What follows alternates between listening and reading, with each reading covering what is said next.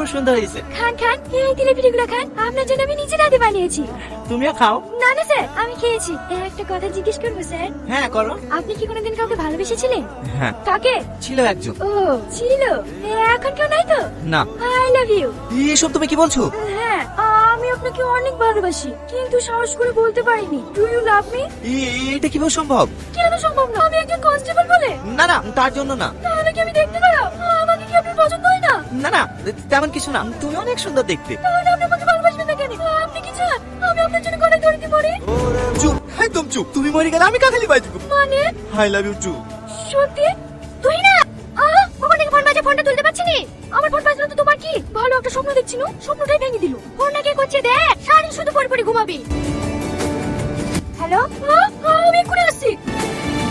তোকে হাজারবার করে বললো এখানে বস ইংলিশ দি, এখানে বস ইংলিশ দি, এখানে বললো ভালো না, তাও আমার কথা শুনলো না।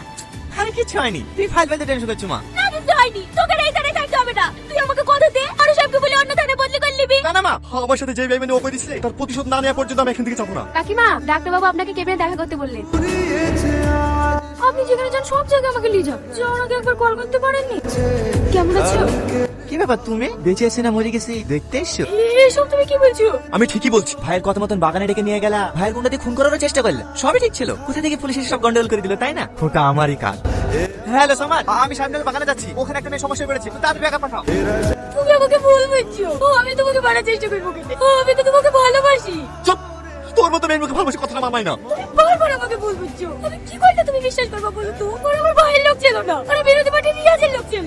বাহ বাহ বাহ বাহ বাহ, মানতেই হবে তোমার ট্যালেন্ট আছে। নিজের ভাইকে বাঁচাতে অন্যের ঘাড়ে দোষ চাপিয়ে দিচ্ছ। আল্লাহ গো, আমি তোমাকে কি করে বুঝাবো ওখানে আমার ভাইয়ের লোক ছিল না?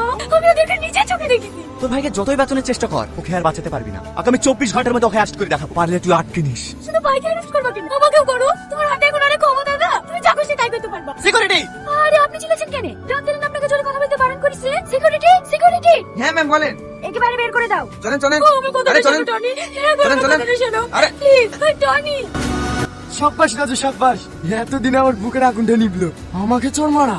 হেইলে যা এনজয় করগা। ঠিক আছে দাদা, আপনিও রাতে এক পাক আসবেন, চম্পাকে নিয়ে আসবো। ঠিক আছে ঠিক আছে, সময় পেলে যাবো যা।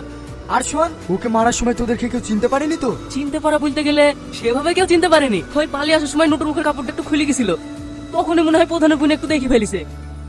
এই কথাটা তুই আমাকে আগে জানাবি নি? এই, ও যদি পারে সব ভুলে দেয়, সব সময় কাজে ছেলে মতো কাজ করে চলে আসবে। যা আগে ওকে পৃথিবী থেকে সরা, তারপরে পাঠিয়ে হবে। ঠিক আছে দাদা।